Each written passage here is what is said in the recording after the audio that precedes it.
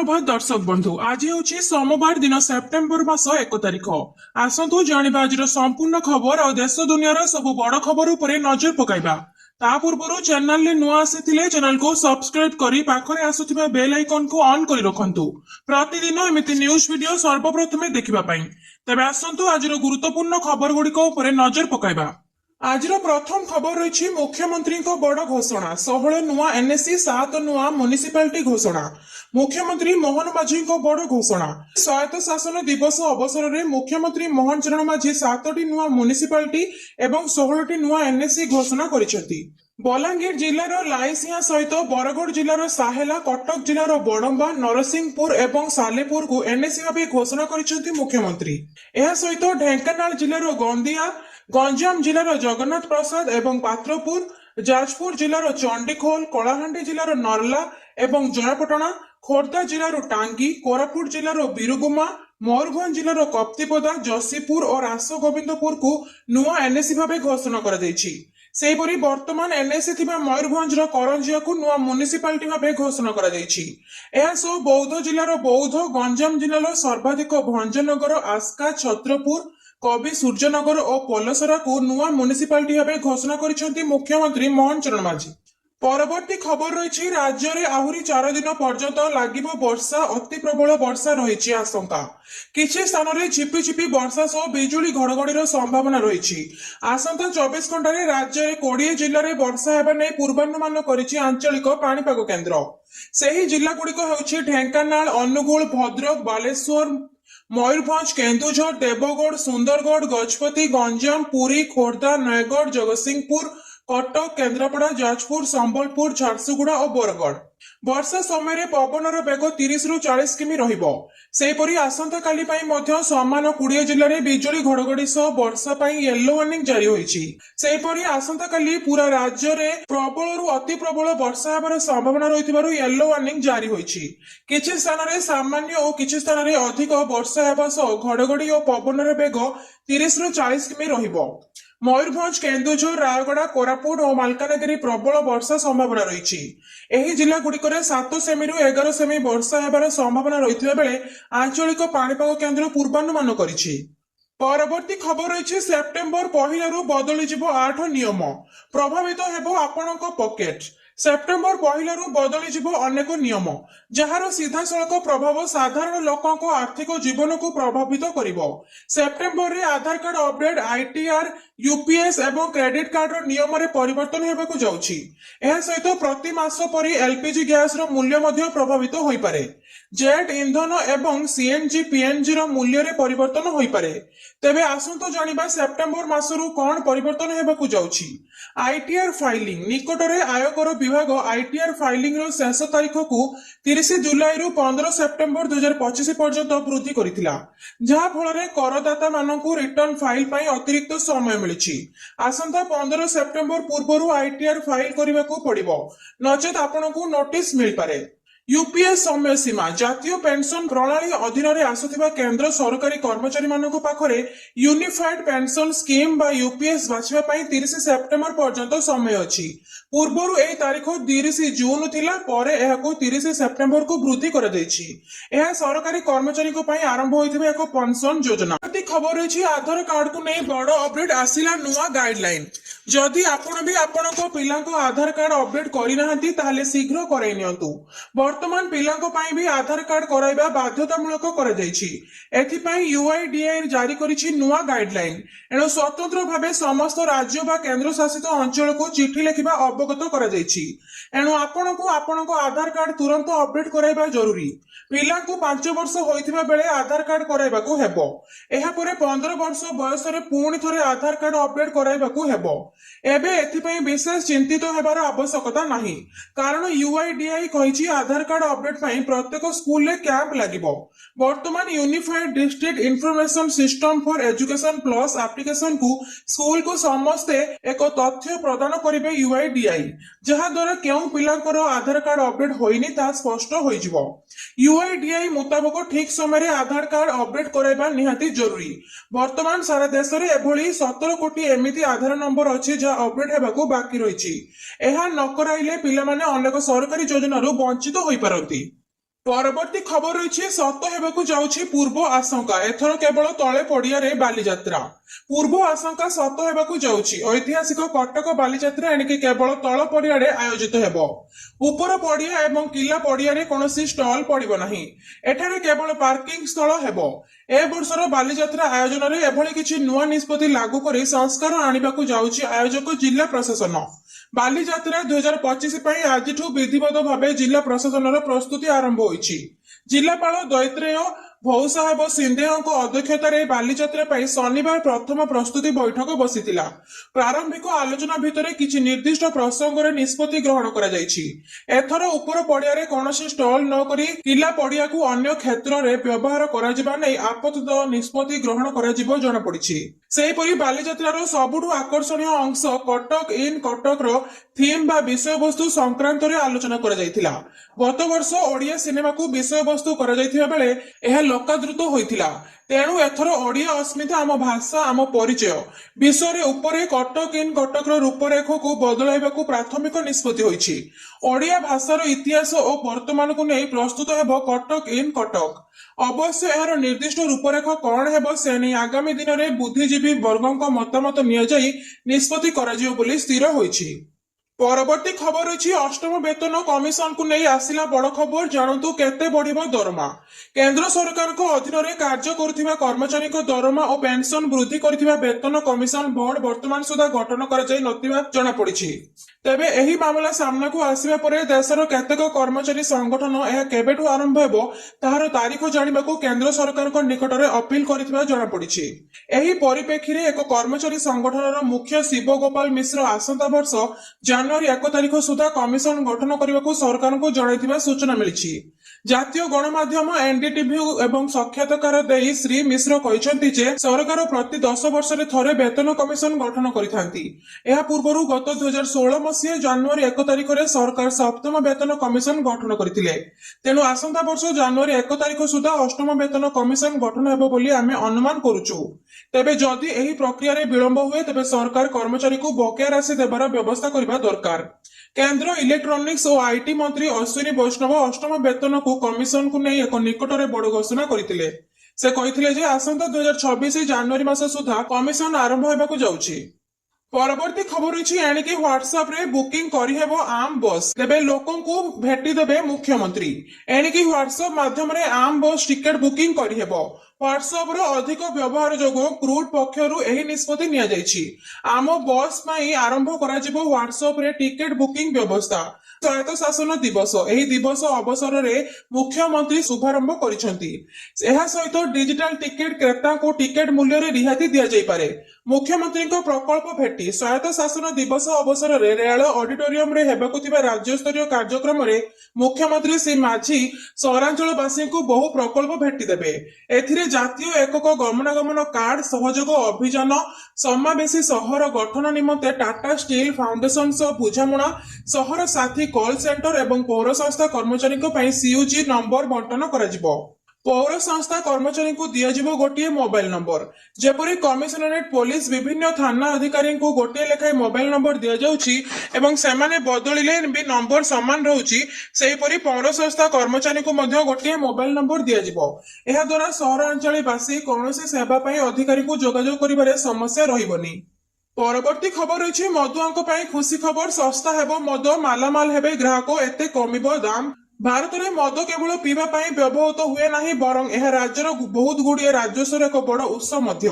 ପ୍ରାୟ ପ୍ରତ୍ୟେକ ରାଜ୍ୟରେ ମଦ ଉପରେ ଭାରି ଟିକସ ଲାଗୁ କରାଯାଏ ଏବଂ ସରକାର ଏହି ଟିକସରୁ ହଜାର ହଜାର କୋଟି ଟଙ୍କାର ରୋଜଗାର କରନ୍ତି। ପ୍ରଶ୍ନ ଉଠେ ଯେ ସରକାର ମଦ ବୋତଲରେ କେତେ ଲାଭ ପାଆନ୍ତି ଏବଂ ଯଦି ସରକାର ଟିକସ ହଟାଇ ଦିଅନ୍ତି ତେବେ ମଦର ପ୍ରକୃତ ମୂଲ୍ୟ କେତେ ହେବ ଆସନ୍ତୁ ଜାଣିବା। ଭାରତରେ ମଧ୍ୟ ମଦ ଉପରେ ଭିନ୍ନ ଭିନ୍ନ ହାରର ଉତ୍ପାଦ ଶୁଳ୍କ ଲାଗୁ କରାଯାଏ। ପ୍ରତ୍ୟେକ ରାଜ୍ୟ ରାଜନୀତି ଅନୁଯାୟୀ ମଦ ଉପରେ ଉତ୍ପାଦ ଶୁଳ୍କ ଭାଟ ଏବଂ ଅନ୍ୟାନ୍ୟ ଶୁଳ୍କ ଆଦାୟ କରେ। ଅନେକ ରାଜ୍ୟରେ ମଦର ମୂଲ୍ୟ 60%ରୁ 80% କେବଳ ଟିକସ ଉପରେ ନିର୍ଭର କରେ। ଉଦାହରଣ ସ୍ୱରୂପ ଦିଲ୍ଲୀରେ ଗୋଟିଏ ବୋତଲ ମଦର ମୂଲ୍ୟ ପ୍ରାୟ 65ରୁ 70% ଟିକସ ଥାଏ ଯେତେବେଳେ କର୍ଣ୍ଣାଟକ ଏବଂ ତାମିଲନାଡୁର ଏହି ଟିକସ 70%ରୁ ଅଧିକ। ତେବେ ଉତ୍ତରପ୍ରଦେଶରେ ମଧ୍ୟ ମଦ ଉପରେ ମୋଟ ଟିକସ ପ୍ରାୟ 60%। ଧରାଯାଉ ଏକ ପ୍ରିମିୟମ ବ୍ରାଣ୍ଡ ମଦ ବୋତଲର କାରଖାନା ମୂଲ୍ୟ 200 ଟଙ୍କା। ରାଜ୍ୟ ସରକାର ଗୁଡିକ ଏହା ଉପରେ ବିଭିନ୍ନ ଟିକସ ଆଦାୟ କରନ୍ତି।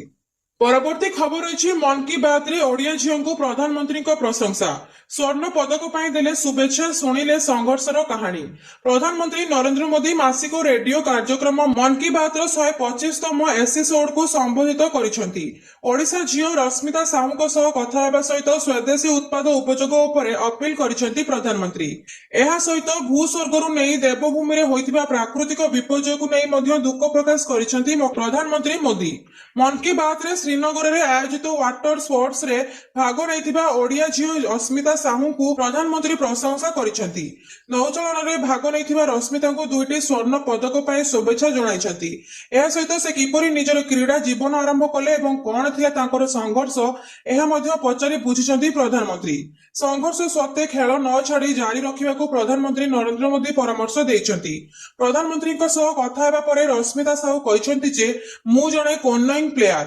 2017ରେ ଖେଳରେ ସାମିଲ ହୋଇଥିଲି ଜାତୀୟ ସ୍ତରରେ ଅନେକ ଖେଳରେ ଭାଗ ନେଇଛି 13 ସ୍ୱର୍ଣ୍ଣ 14 ରୌପ୍ୟ ଏବଂ 14 ବ୍ରୋଞ୍ଜ ସହ ମୋଟ 41ଟି ପଦକ ଜିତିଛି ମୁଁ ଏମିତି ଏକ ଗାଁରୁ ଆସିଛି ଯେଉଁଠାରେ କ୍ରୀଡାକୁ କୌଣସି ପ୍ରୋତ୍ସାହନ ମିଳେ ନାହିଁ ପରବର୍ତ୍ତୀ ଖବର ଅଛି ଭାରତୀୟ ରିଜର୍ଭ ବ୍ୟାଙ୍କ ଗଭର୍ଣ୍ଣରଙ୍କ ବଡ଼ ଦାବି ଖୁବ୍ ଶୀଘ୍ର ଦୁନିଆରେ ତୃତୀୟ ବୃହତ୍ତମ ଅର୍ଥନୀତି ହେବ ଭାରତ ଭାରତୀୟ ରିଜର୍ଭ ବ୍ୟାଙ୍କ ଗଭର୍ଣ୍ଣର ସଞ୍ଚୟ ମାଲହୋତ୍ରା ଶନିବାର ଦିନ ଏକ ବଡ଼ ବିବୃତ୍ତି ଜାରି କରିଛନ୍ତି ସେ କହିଛନ୍ତି ଯେ ଭାରତ ଖୁବ୍ ଶୀଘ୍ର ବିଶ୍ୱର ତୃତୀୟ ବୃହତ୍ତମ ଅର୍ଥନୀତି ଦେଶ ହେବ ସେ ଦେଶର ଅଭିବୃଦ୍ଧି ପାଇଁ ପ୍ରଧାନମନ୍ତ୍ରୀ ଜନଧନ ଯୋଜନାକୁ ଶ୍ରେୟ ଦେଇଛନ୍ତି ତାଙ୍କର ଏହି ବକ୍ତବ୍ୟ ଏପରି ସମୟରେ ଆସିଛି ଯେତେବେଳେ ଦେଶରେ ଜାରି ଥିବା ଶୁଳ୍କ ଉତ୍ତେଜନା ଜାରି ରହିଛି ଚଳିତ ଆର୍ଥିକ ବର୍ଷର ଏପ୍ରିଲ ଜୁନ ତ୍ରୈମାସିକ ଭାରତର ଜିଡିପି 7.8% ହାରରେ ଅଭିବୃଦ୍ଧ ହୋଇଛି ଆମେରିକା ଦ୍ୱାରା ଭାରୀ ଶୁଳ୍କ ଲାଗୁ କରିବା ପୂର୍ବରୁ ଏହା 5ଟି ତ୍ରୈମାସିକ ସର୍ବାଧିକ 11 ବର୍ଷ ପୂର୍ବେ ଆରମ୍ଭ ହୋଇଥିଲା ଏହି ଯୋଜନା ଇନ୍ଦୋରର ରଙ୍ଗବାସା ଗ୍ରାମରେ ଏକ ସରକାରୀ ବ୍ୟାଙ୍କର ଆର୍ଥିକ ଅନ୍ତର୍ଭୁକ୍ତି ଅଭିଯାନ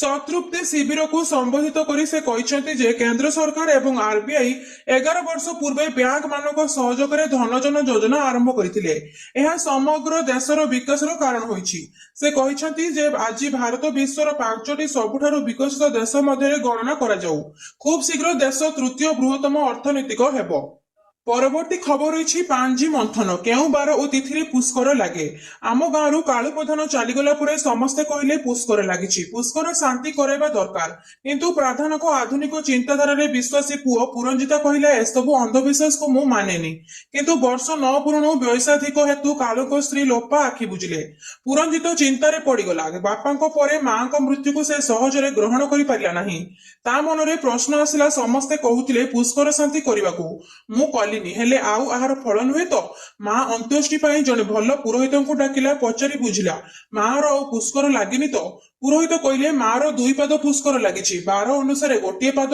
ତିଥି ଅନୁସାରେ ଗୋଟିଏ ପାଦ ପୁରୋହିତ ପଚାରିଲା ତେବେ ପୁଷ୍କର ସମୁଦାୟ କେତେ ପାଦ ଥାଏ ପୁରୋହିତ କହିଲେ ପୁଷ୍କର ସମୁଦାୟ 3 ପାଦ ଥାଏ ମୃତ୍ୟୁ ଦିବସର ତିଥି ବାର ଓ ନକ୍ଷତ୍ର ଅନୁସାରେ 1 ପାଦ 2 ପାଦ ବା 3 ପାଦ ପୁଷ୍କର ଦୋଷ ହୋଇପାରେ ଶନି ମଙ୍ଗଳ ଓ ରବିବାରକୁ ପୁଷ୍କର ବାର କୁହନ୍ତି ଏହି ବାର ଗୁଡିକରେ ମୃତ୍ୟୁ ହେଲେ ବାର ଅନୁସାରେ 1 ପାଦ ପୁଷ୍କର ଲାଗେ ଶାସ୍ତ୍ର ଅନୁସାରେ ଏଥିରେ କୃଷି ହାନି ହୁଏ ଏହାର ପ୍ରତିକାର ସ୍ୱରୂପ ଭୂମିଦାନ କରିବାକୁ ପରାମର୍ଶ ଦିଆଯାଇଛି ପୁରଞ୍ଜିତ କହିଲା ଆଜିକାଲି ଭୂମି ବା ଜମିର ଦାମ ଯାହା ହେଲାଣି ଦାମ କେମିତି ସମ୍ଭବ ପୁରୋହିତ କହିଲେ କୌଣସି ବାଧ୍ୟବାଧକତା ନାହିଁ ଏହା ନିଜ ଉପରେ ନିର୍ଭର କରେ ତେବେ ଯେଉଁମାନେ ପାଖରେ ଦେବାର କ୍ଷମତା ନାହିଁ ସେମାନେ ତାର ଅନୁକଳ୍ପେ କିଛି ଅର୍ଥ ଦାନରେ ଦେଇପାରିବେ ପରବର୍ତ୍ତୀ ଖବର ରହିଛି ହେଲମେଟ ନ ପିନ୍ଧିଲେ ମିଳିବନି ପେଟ୍ରୋଲ ସେପ୍ଟେମ୍ବର 1 ତାରିଖରୁ କଡା କାର୍ଯ୍ୟାନୁଷ୍ଠାନ ହେଲମେଟ ନ ପିନ୍ଧିଲେ ଆପଣଙ୍କୁ ମିଳିବନି ପେଟ୍ରୋଲ ଯଦି ଆପଣ ବିନା ହେଲମେଟରେ ଗାଡି ଚଳାଉଛନ୍ତି ତେବେ ଆପଣଙ୍କ ପେଟ୍ରୋଲ ପମ୍ପରେ ତେଲ କିଣି ଗାଡି ପକାଇ ପାରିବେ ନାହିଁ ଆସନ୍ତା ସେପ୍ଟେମ୍ବର 1 ତାରିଖରୁ ଏହି ନିୟମ କଡାକଡି ଭାବେ ପାଳନ ହେବାକୁ ଯାଉଛି ଉତ୍ତରପ୍ରଦେଶ ସରକାର ବର୍ତ୍ତମାନ ସମୟରେ ହେଲମେଟ ନାହିଁ ତ ପେଟ୍ରୋଲ ନାହିଁ ନାମରେ ଏକ ଅଭିଯାନ ଆରମ୍ଭ କରିବାକୁ ଘୋଷଣା କରିଛି ଯେଉଁଥିରେ କି ହେଲମେଟ ନଥିଲେ ଲୋକଙ୍କ ପେଟ୍ରୋଲ ମିଳିବ ନାହିଁ ତେବେ ଉତ୍ତରପ୍ରଦେଶ ସରକାର ଏହା ଦ୍ୱାରା ଅଭିଯାନ ଆରମ୍ଭ କରିବା ସହିତ ସଡ଼କ ସୁରକ୍ଷାକୁ ଗୁରୁତ୍ୱ ଦେଇଛନ୍ତି ଏପରି ଭାବେ ଏହା ଦ୍ୱାରା ୟୁପିରେ ଯେଉଁ ଲୋକମାନେ ଗାଡି ଚଳାଇବେ ସେମାନେ ହେଲମେଟ ପିନ୍ଧିବାକୁ ବାଧ୍ୟ ହେବେ ଯେଉଁମାନେ ହେଲମେଟ ପିନ୍ଧିବେ ନାହିଁ ସେମାନଙ୍କୁ ପେଟ୍ରୋଲ ମିଳିବ ନାହିଁ ଯେଉଁମାନେ ଏହି ନିୟମ ଭାଙ୍ଗିବେ ସେମାନଙ୍କ ବିରୋଧରେ ସରକାର ଦୃଢ କାର୍ଯ୍ୟାନୁଷ୍ଠାନ ନେବେ ବୋଲି ଜଣାପଡିଛି ପରବର୍ତ୍ତୀ ଖବର ଅଛି ବୈଜ୍ଞାନିକଙ୍କ ଚେତାବନୀ ମଝି ଆକାଶରେ ବଢିବ ଟ୍ୟୁବଲାନ୍ସ ବିଶ୍ୱ ତାପନ ଯୋଗୁଁ ସୁଗମ ହେବନି ବିମାନ ଯାତ୍ରା ମଝି ଆକାଶରେ ଥିବା ବେଳେ ପାଣିରେ ମାଛ ଛଟପଟ ହେବା ଭଳି ହଠାତ୍ ବିମାନ ଯଦି ଝଟକାର ଶିକାର ହୁଏ ତେବେ ତାହା ହେଉଛି ଟ୍ୟୁବଲାନ୍ସ ବିମାନ ଉଡ଼ାଣରେ ଏହା ଅନ୍ୟତମ ସବୁଠୁ ଭୟାନକ ଓ ବିପଦପୂର୍ଣ୍ଣ ମୁହୂର୍ତ୍ତ। ଏବେ ବୈଜ୍ଞାନିକମାନେ ଚେତାବନୀ ଦେଇଛନ୍ତି ଏଭଳି ଘଟଣା ଆହୁରି ବଢିବ ଓ ଆହୁରି ସାଧାରଣ ହେବ। ବିଶ୍ୱତାପନ ଏହାର କାରଣ।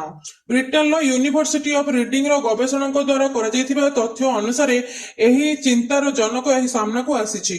ଅଧ୍ୟୟନରୁ ଜଣାପଡ଼ିଛି ଜଳବାୟୁ ପରିବର୍ତ୍ତନ ଉଚ୍ଚରେ ହେଉଥିବା ଜେଟ୍ ଷ୍ଟ୍ରିମ୍ ପୃଥିବୀ ବାୟୁମଣ୍ଡଳର ପ୍ରାୟ 30,000 ଫୁଟ ଉଚ୍ଚରେ ପ୍ରଭାବିତ ଶକ୍ତିଶାଳୀ ପବନର ଧାରା ପୃଥିବୀକୁ ପରିକ୍ରମା କରୁଥିବା ଓ ମହାଦେଶମାନଙ୍କରେ ବିମାନ ମାର୍ଗଦର୍ଶନ କରୁଥିବା ଶକ୍ତିଶାଳୀ ପବନର ଧାରାରେ ବ୍ୟାଘାତ ସୃଷ୍ଟି କରୁଛି। ଅଧ୍ୟୟନ ଅନୁସାରେ ଏହି ପରିବର୍ତ୍ତନ ବାୟୁମଣ୍ଡଳକୁ ଲଗାତାର ଅସ୍ଥିର କରୁଛି। ଏହା ଦ୍ୱାରା ଯାତ୍ରୀ ଓ ବିମାନ ଚଳାଚଳ ଦଳଙ୍କ ପାଇଁ ବିପଦପୂର୍ଣ୍ଣ ଟ୍ୟୁବୁଲାନ୍ସ ବିପଦ ବଢୁଛି। ଏହି ବିଶ୍ୱବିଦ୍ୟାଳୟ ପୂର୍ବ ଅଧ୍ୟୟନରୁ ଦର୍ଶାଇଥିଲା ଯେ 1979ରୁ 2020 ମସିହା ମଧ୍ୟରେ ଗମ୍ଭୀର ବିମାନ ଟ୍ୟୁବୁଲାନ୍ସ ଘଟଣା 55% ବଢିଛି। ଆଟମସ୍ଫିୟର ଆଇସେନ୍ସ ପ୍ରତିକାର ପ୍ରକାଶିତ ସଦ୍ୟ ଅଧ୍ୟୟନ ଆକଳନ କରିଛି ଚଳିତ ଶତାବ୍ଦୀ ଶେଷ ସୁଦ୍ଧା ଜେଟ୍ ଷ୍ଟ୍ରିମ୍ ପବନର ଧାରାରେ ପରିବର୍ତ୍ତନ 16ରୁ 27% ବୃଦ୍ଧି ହୋଇପାରେ। ପରବର୍ତ୍ତୀ ଖବର ରହିଛି କାହିଁକି ସ୍ୱାୟତ୍ତ ଶାସନ ବ୍ୟବସ୍ଥା ଉପରେ ଭରସା କରୁନାହାନ୍ତି ଜନତା। କାରଣ କହିଲେ ମୁଖ୍ୟମନ୍ତ୍ରୀ। ନୂଆ ରୂପରେ ଆସିବ ଭୁବନେଶ୍ୱର। ଭୁବନେଶ୍ୱର ସହିତ ସହରର ଭିତରେ ପ୍ରତିଷ୍ଠା ହେବ ଭୁବନେଶ୍ୱର ନ୍ୟୁ ସିଟି। ତା ଭିତରେ ରହିବ ଆଇଟି ଟେକ୍ସଟାଇଲ ଭଳି ପାର୍କ। ସ୍ୱାୟତ୍ତ ଶାସନ ଦିବସ ଅବସରରେ ଏପରି ବଡ ଘୋଷଣା କରିଛନ୍ତି ରାଜଧାନୀ ବାସୀଙ୍କ ବଡ ଭେଟି ଦେଇଛନ୍ତି ମୁଖ୍ୟମନ୍ତ୍ରୀ ମୋହନ ମାଝୀ। ସେ ଆହୁରି କହିଛନ୍ତି କେମିତି ଭୁବନେଶ୍ୱରରୁ ଭଲ କରିବା ସେ ସମ୍ପର୍କରେ ଚିନ୍ତା କରିବା। ବର୍ଷା ହେଲେ ସଡକ ଧୋଇ ଯାଉଛି, ଡ୍ରେନ୍ ଭାଙ୍ଗିଲେ ପାଣି ଜମା ହୋଇ ରହୁଛି। ଏବେ ବି କିଛି ଜାଗାରେ ଏଭଳି ସମସ୍ୟା ସହ ସୁଝି ହେଉଛନ୍ତି ଲୋକ। ଏସବୁ ସମସ୍ୟାର ସମାଧାନ ପାଇଁ ଲୋକେ ବିଧାୟକ ସାଂସଦଙ୍କ ପାଖକୁ ଯାଉଛନ୍ତି। ଆମେ ଲୋକଙ୍କୁ କାହିଁକି ସ୍ୱାୟତ୍ତ ଶାସନ ବ୍ୟବସ୍ଥା ଉପରେ ଭରସା କରୁନାହାନ୍ତି। ମେୟର କର୍ପୋରେସନ ମାନେ ଏସବୁ ଛୋଟ ସମସ୍ୟାର ସମାଧାନ କରିବା ଦରକାର। ଅନେକ ଜାଗାରେ ସମସ୍ୟାର ସମାଧାନ ହେଉଛି କିନ୍ତୁ କିଛି ଜାଗାରେ ଏଥିରେ ବ୍ୟତିକ୍ରମ ଦେଖାଦେଉଛି। ମୁଖ୍ୟମନ୍ତ୍ରୀଙ୍କ ଅଭିଯୋଗ ଶୁଣାଣିରେ ଏଭଳି ଅନେକ ସମସ୍ୟା ଆସୁଛି। ଏସବୁ ଯଦି ମୁଖ୍ୟମନ୍ତ୍ରୀ ସମାଧାନ କରିବେ ତେବେ ମେୟର ଓ କର୍ପୋରେଟର କାହିଁକି ଅଛନ୍ତି। ମାଲକାନଗିରି ଡ୍ରେନ୍ ଭାଙ୍ଗୁଛି, ବିଜୁଳି କଟି ଯାଇଛି, ଲୋକେ ଆସୁଛନ୍ତି ଭୁବନେଶ୍ୱର ଅଭିଯୋଗ କରିବାକୁ। ସେଠି କଣ ଜିଲ୍ଲାପାଳ ନାହାନ୍ତି ଲୋକଙ୍କ ସମସ୍ୟା ବୁଝିବାକୁ। ଏସବୁ ସମାଧାନ ଲୋକାଲ ସ୍ତରରେ ହେବା ଦରକାର ବୋଲି ସ୍ପିଚରେ କହିଛନ୍ତି ମୁଖ୍ୟମନ୍ତ୍ରୀ। ପରବର୍ତ୍ତୀ ଖବର ରହିଛି ଫୋନ କରି ଏଭଳି କହିଲେ ଟ୍ରମ୍ପ, ରାଗିଗଲେ ପିଏମ ମୋଦି। ନ୍ୟୁୟର୍କ ଟାଇମ୍ସ ରିପୋର୍ଟରେ ବଡ ଖୁଲାସା। ଆମେରିକା ରାଷ୍ଟ୍ରପତି ଡୋନାଲ୍ଡ ଟ୍ରମ୍ପଙ୍କ ଫୋନ ଉଠାଉନାହାନ୍ତି ପ୍ରଧାନମନ୍ତ୍ରୀ ମୋଦି। ଏହି ଖବର ଏକ ଜର୍ମାନୀ ଖବର କାଗଜରେ ପ୍ରକାଶ ପାଇବା ପରେ ସମଗ୍ର ବିଶ୍ୱରେ ଚର୍ଚ୍ଚା ଲାଗି ରହିଛି। ଆଉ ଏବେ ଆମେରିକୀୟ ଗଣମାଧ୍ୟମ ନ୍ୟୁୟର୍କ ଟାଇମ୍ସରେ ପ୍ରକାଶିତ ଏକ ଖବର ପୁଣି ଏକ ଚର୍ଚ୍ଚାକୁ ବଢାଇ ଦେଇଛି। ଆମେରିକା ରାଷ୍ଟ୍ରପତି ଟ୍ରମ୍ପ ଭାରତ ଉପରେ 50% ଶୁଳ୍କ ଲାଗୁ କରିବା ପରେ ଦୁଇ ଦେଶ ମଧ୍ୟରେ ସମ୍ପର୍କରେ ତିକ୍ତତା ବୃଦ୍ଧି ପାଇଛି। ଅପରେସନ ସିନ୍ଦୁର ପରେ ଉତ୍ତେଜନା ରୋକିବାକୁ ଭାରତ ଏକ ପାକିସ୍ତାନ ମଧ୍ୟରେ ମଧ୍ୟସ୍ଥତା କରିଥିଲେ ବୋଲି ଟ୍ରମ୍ପ ଦାବି କରି ଆସିଛନ୍ତି। ହେଲେ ଏହି ଦାବିକୁ ଖଣ୍ଡନ କରି ଆସିଛି ଭାରତ। ବିଶ୍ୱର ବିଭିନ୍ନ ପ୍ରାନ୍ତରେ ଯୁଦ୍ଧ ବିରାମ କରାଇ ନୋବେଲ ପାଇବାକୁ ଆଶା ରଖିଥିବା ଟ୍ରମ୍ପଙ୍କୁ ଭାରତ ଅଭିମୁଖ୍ୟ ପସନ୍ଦ ଆସିଲା ନାହିଁ ବୋଲି କୁହାଯାଇଛି। ସେପଟେ ପାକିସ୍ତାନ ଟ୍ରମ୍ପଙ୍କୁ ନୋବେଲ ପୁରସ୍କାର ପାଇଁ ନମିନେଟ କରିଥିଲା। ଆମେରିକା ରାଷ୍ଟ୍ରପତି ଭାରତଠାରୁ ମଧ୍ୟ ଏହା ଆଶା କରୁଥିଲେ କିନ୍ତୁ ତାହା ହୋଇନଥିଲା। The New York Times of report ଅନୁଯାୟୀ 17 ଜୁନ 2025 ଆମେରିକାର ରାଷ୍ଟ୍ରପତି ଟ୍ରମ୍ପ ପ୍ରଧାନମନ୍ତ୍ରୀ ମୋଦିଙ୍କ ଫୋନ କରିଥିଲେ। ଟ୍ରମ୍ପ ଚାହିଁଥିଲେ ଯେ ପ୍ରଧାନମନ୍ତ୍ରୀ ମୋଦି ତାଙ୍କ ନାମ ନୋବେଲ ପୁରସ୍କାର ପାଇଁ ସୁପାରିଶ କରନ୍ତୁ। ଦୁଇ ନେତା ପ୍ରାୟ 35 ମିନିଟ ଧରି କଥାବାର୍ତ୍ତା ହୋଇଥିଲେ। ପରବର୍ତ୍ତୀ ଖବର ରହିଛି ସାର ପାଉନାହାନ୍ତି ଚାଷୀ। ଚାଷକୁ ଛାଡି ରାଜରାସ୍ତାକୁ ଓହ୍ଲାଇଲେଣି ଚାଷୀ। ଚାଷ ସମୟରେ ରାଜ୍ୟର ବିଭିନ୍ନ ସ୍ଥାନକୁ ସାର ସଂକଟର ଚିତ୍ର ଆସିବା ପରେ ତେଜିଛି ରାଜନୀତି। ବିରୋଧୀ ଦଳ ନେତା ନବୀନ ପଟ୍ଟନାୟକ ଏହି ପ୍ରସଙ୍ଗରେ କେନ୍ଦ୍ର ରାସାୟନ ଓ ସାର ମନ୍ତ୍ରୀଙ୍କୁ ଚିଠି ଲେଖିବା ପରେ ପାଲଟା ଜବାବ ଦେଇଛନ୍ତି ଶାସକ ଦଳ। ବିଜେଡି ସରକାର ସମୟର କଥା ମନେ ପକାଇ ଦେଇ କଟାକ୍ଷ କରିଛନ୍ତି ମନମୋହନ। ପୂର୍ବରୁ ପଶ୍ଚିମ ଉତ୍ତରରୁ ଦକ୍ଷିଣ ସାରା ରାଜ୍ୟରେ ସାର ପାଇଁ ଚାଷୀ ସଂଘର୍ଷ କରୁଛି। ଧାନ ଗଛ ବଢିବା ସମୟରେ ସାର ସଂକଟ ଯୋଗୁଁ ଚାଷୀ ଚାଷ ଛାଡି ଧାଡିରେ ଛିଡା ହୋଇଛି। ଗୋଟିଏ ସାର ଗାଡି ଆସିଲେ ଶହ ଶହ ଚାଷୀ ନେବାକୁ ଭିଡ ଜମାଉଛି। ରାଜ୍ୟର ବିଭିନ୍ନ ସ୍ଥାନରୁ ବାରମ୍ବାର ଏଭଳି ଚିତ୍ର ଆସିବା ପରେ ତେଜିଛି ରାଜନୀତି। ବିରୋଧୀ ଦଳ ନେତା ନବୀନ ପଟ୍ଟନାୟକ ରାଜ୍ୟର ସାର ଯୋଗାଣରେ ଅବ୍ୟବସ୍ଥା ସମ୍ପର୍କରେ କେନ୍ଦ୍ର ସରକାର ରାସାୟନ ଓ ସାର ମନ୍ତ୍ରୀଙ୍କୁ ଚିଠି ଲେଖିଛନ୍ତି।